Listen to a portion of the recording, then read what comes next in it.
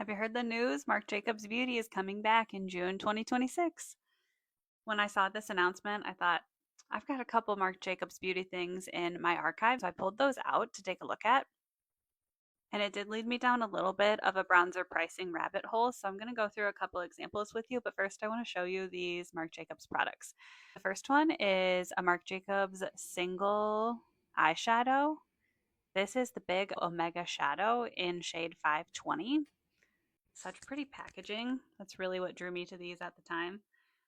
Really sturdy. Here's what it looks like in the pan. Doesn't look very used, but I can tell you I used this a lot back in the day. I kind of stopped using it because it was a little bit more orange than I liked. So I did keep that in my archive though. And then, of course, the iconic, fantastic Marc Jacobs bronzer. Beautiful white packaging. Love the Marc Jacobs in silver, silver button. When I pulled this out today, the first thing I noticed is this is absolutely enormous. Not only is the pan huge, but it also has a ton of product. It has zero point 0.8 ounces or 25 grams in this. That's huge. For reference, I pulled out a couple of my other bronzers.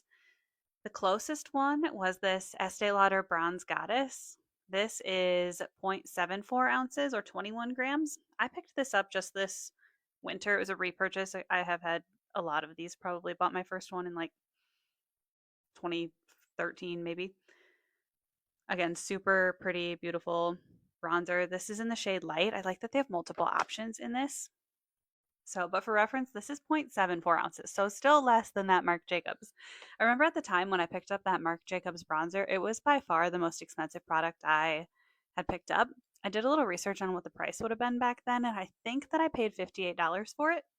For reference, the Estee Lauder today is 56. At the time, I think it was only 37 based on what I researched, which is really interesting. So when I break the cost of those down, that makes the Marc Jacobs bronzer in 2017, I think, $72 an ounce, and the Estee Lauder at the time about $50 an ounce. So that Marc Jacobs bronzer was quite a bit more expensive per ounce. But then I also got to thinking the other one I like to use is this Too Faced bronzer, and this has been around forever also. It's well loved. I've repurchased this multiple times. I love the shade, I love the scent. It looks great. It is only 0.28 ounces. So only 8 grams in this. I was really surprised to see that. So 17, this was $107 an ounce. And today, this is $135 an ounce. So this is almost double per ounce what that Marc Jacobs bronzer cost in 2019 today. I was absolutely floored by that. I thought that was totally shocking. Again, love that bronzer. Looks great. It feels less expensive because you're paying less at the time, but you get so much product in the Marc Jacobs and that Estee Lauder. I'll be really curious to see what this Marc Jacobs line comes out with. I couldn't imagine them not bringing back that iconic bronzer. I did put it on today so you can see what it looks like. It's definitely expired, but what's a little bronzer for fun? It'll be okay.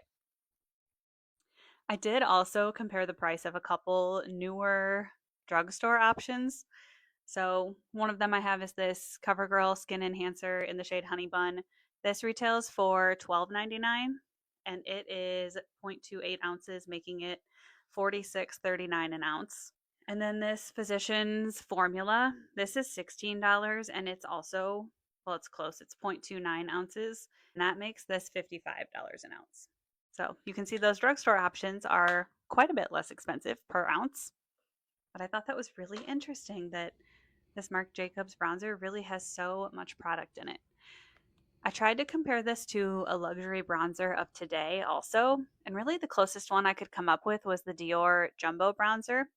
So that Dior Jumbo Bronzer is 0.6 ounces for $64 or 18 grams. And this Marc Jacobs one was still bigger at 25 grams and zero point 0.8 ounces, but I thought that was interesting and maybe pretty close along that line. So I'm really excited to see what this Marc Jacobs line comes out with. Let me know what you think in the comments below.